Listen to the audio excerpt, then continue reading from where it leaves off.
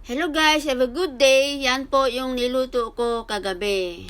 Yan yung Japanese mushroom na puti. Pinapakita ko lang po sa inyo kung paano ang paghiwa. Ganyan lang guys, ang paghiwa. Example lang yan. Ganyan kanipis.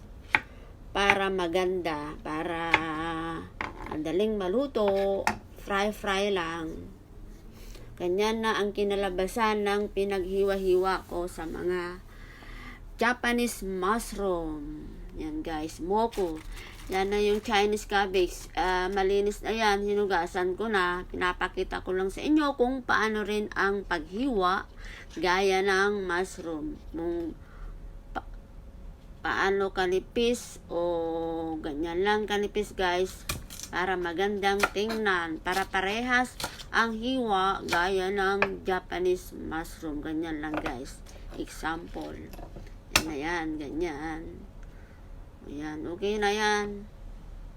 Tapos, yan yung mga ingredients. Igisa natin ng luya, kamatis. Isa lang kamatis yan. Paggisa.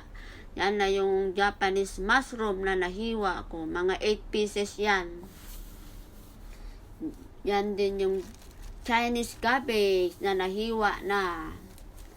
Tapos, ganyan din ang carrots. Gaya ng french fries ang paghiwa. Isang carrot yan guys. Ganyan yan. Lahat ng mga ingredients sa lulutuin natin.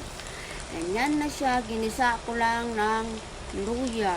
Tapos, isa-isahin ilagay kamatis, carrot, and Japanese mushroom at Chinese cabbage. Yan. Halo-haluin hanggang sa maging okay na siya.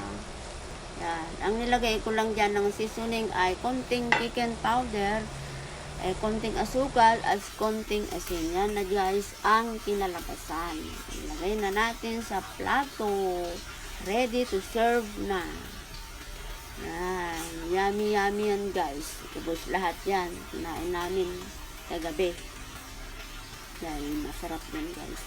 Tapos nagluto din ako ng chicken wings. Yung chicken wings guys ay marinated na yan. I-marinate ko lang ng light soy sauce, sugar, konting oyster sauce. Yan na yung ingredients pala ng niluto ko ng vegetarian. Yan na yung isang plato. Yan na yung chicken wings na naluto na. At saka nag-steam din ako ng pork bones. Yan ang pagkain namin kagabi. 3 dishes.